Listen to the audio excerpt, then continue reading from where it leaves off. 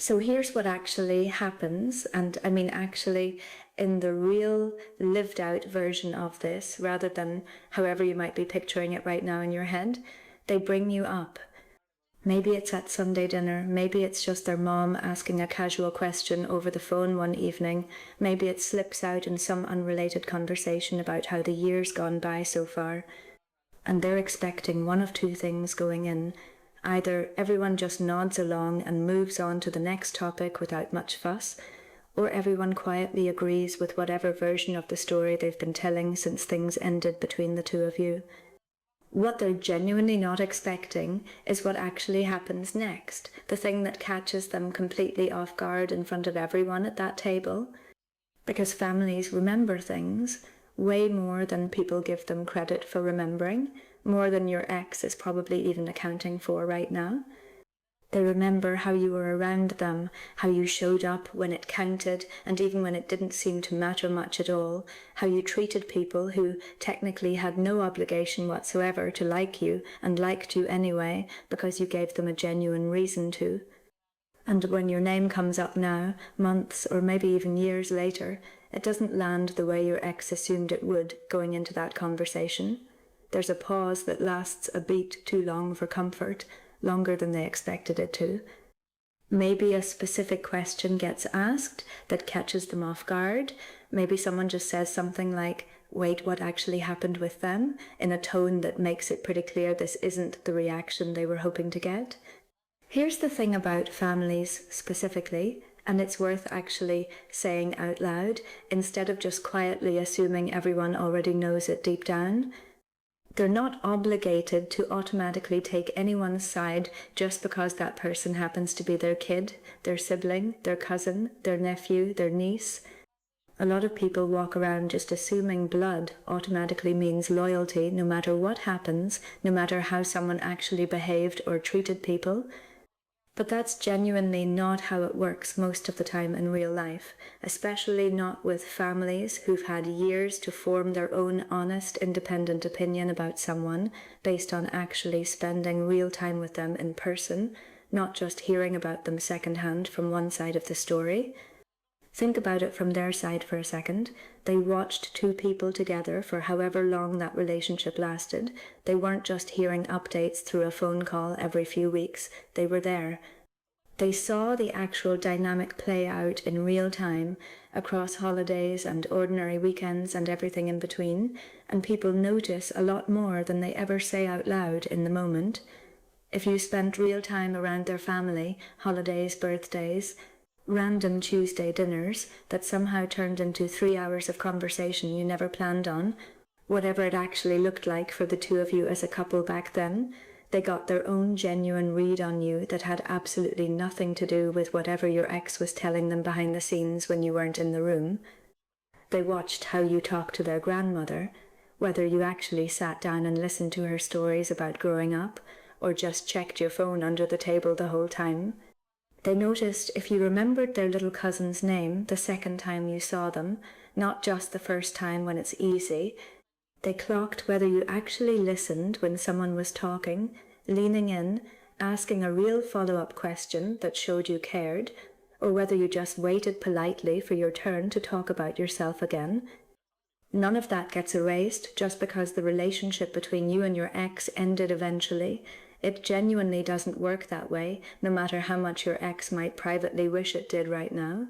So when your ex brings you up now, whether it's trying to get some sympathy from their mom over the phone during a random weeknight call, or trying to explain the breakup to their siblings in a way that makes them come across a little better than what actually happened between the two of you, the family's already got their own file on you built up from years of direct, first-hand experience sitting across the table from you.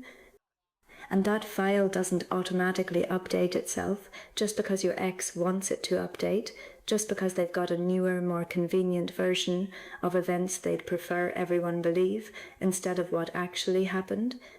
If anything, bringing you up at all just reopens something the family would probably rather not have to sit with and think through all over again, because now they're quietly comparing what they personally remember about you in real moments to whatever version is being presented to them in that specific moment, at that specific dinner table, on that specific evening. This is the part that probably stings a little for your ex, whether or not they'd ever actually admit that out loud to anyone, even to themselves, in a quiet moment alone later that night. Silence isn't always agreement, even though it can feel that way in the moment if you're the one sitting there waiting for some kind of reaction to confirm you were right. Sometimes silence is a mom deciding not to say what she's actually thinking, right there in front of everyone at the table, because she doesn't want to make an already tense moment more uncomfortable than it needs to be for anyone involved. Sometimes it's a sibling changing the subject on purpose because they don't want to be the one to say, honestly, I always liked them out loud in that specific moment, in front of the person who just brought it up, hoping for something else entirely. You don't need to hear any of it directly, in real time, to know it's happening somewhere behind closed doors. Families have a whole unspoken language built around what doesn't get said out loud at the table, and anyone who's ever actually sat at one of those tables knows exactly what that particular kind of silence can mean. And then sometimes it's not silence at all. Sometimes someone actually says something out loud, right there in the room, in front of everyone, and it lands harder than any silence ever could have on its own. A dad who liked how you talked about your job, who used to ask real specific questions about your day and actually cared enough to listen to the answer, mentioning that completely out of nowhere in that conversation. An aunt who remembers you helping clean up after every single family gathering without anyone even having to ask you to, just because that's what you naturally did without thinking twice about it or expecting credit. A little cousin who still asks, out of the blue on some random day, where you went and why they don't see you anymore, because as far as they're concerned, nothing actually explains why someone who was always around, always at those gatherings, suddenly just isn't anymore. None of that requires you to be sitting in the room for it to actually matter or carry real weight. It's happening in kitchens and living rooms you'll never see, in conversations you'll never be part of or even hear about, and it's genuinely shaping how your ex gets talked about now, not just how you do. Here's something genuinely worth sitting with for a second, something that applies well beyond just this one situation. If your ex is out here trying to control the narrative with their own family, carefully managing how the story gets told, choosing certain details to emphasize and quietly leaving others out entirely, that tells you something real about where they're actually at internally right now, whether they'd admit it or not. People who are completely confident that a breakup went the way it needed to go, who feel genuinely settled about how everything played out, don't usually feel the need to manage the story that carefully or that defensively in front of family.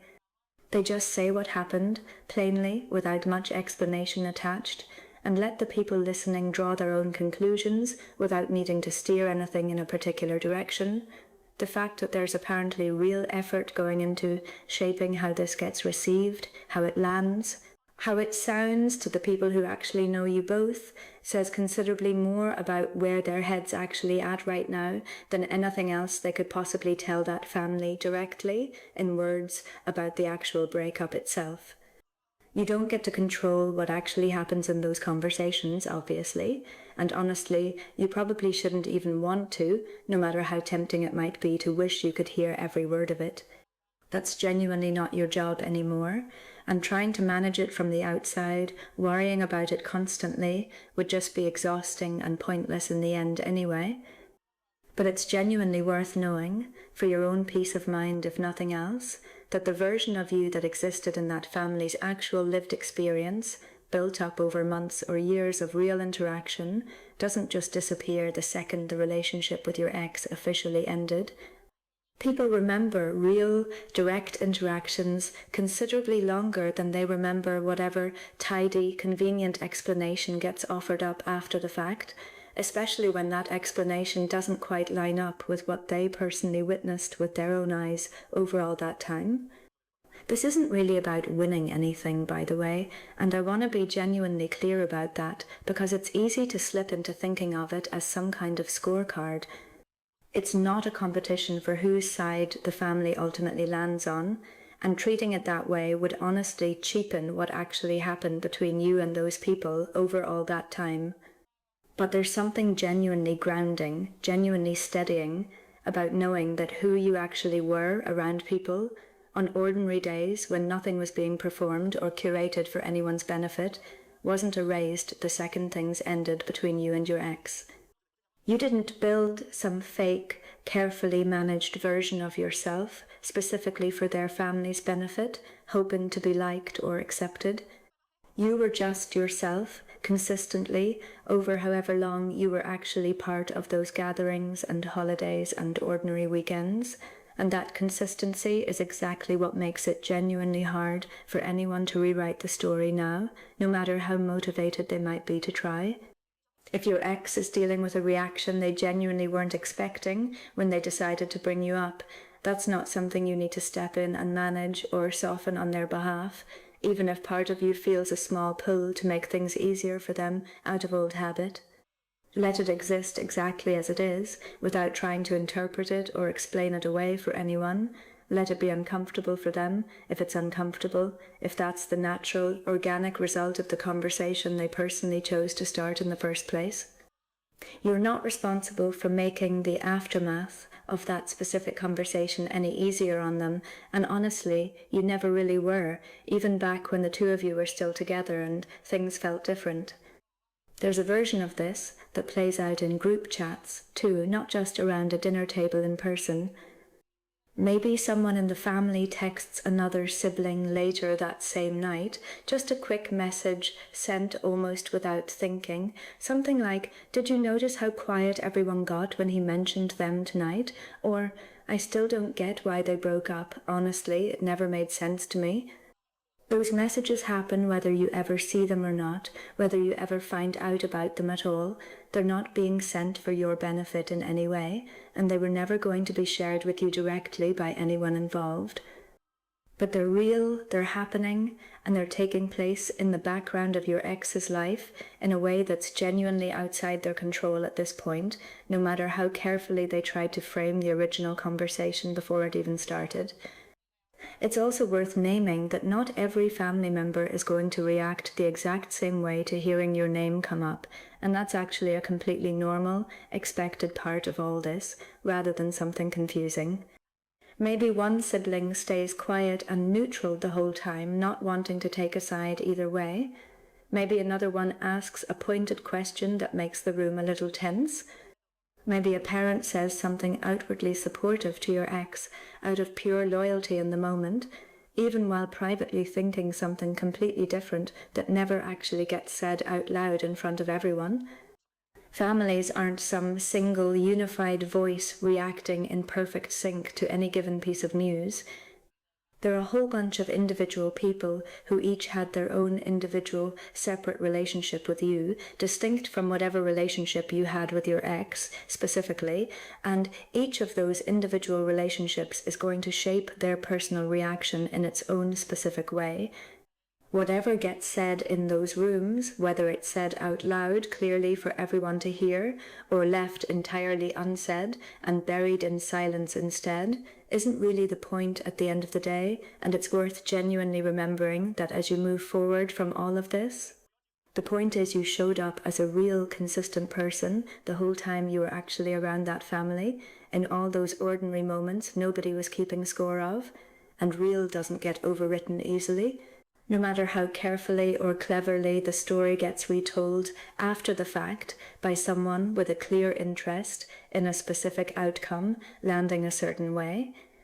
There's also a specific version of this that happens when the family had actual complaints about your ex during the relationship, things they never said out loud at the time because it genuinely wasn't their place to interfere in someone else's relationship.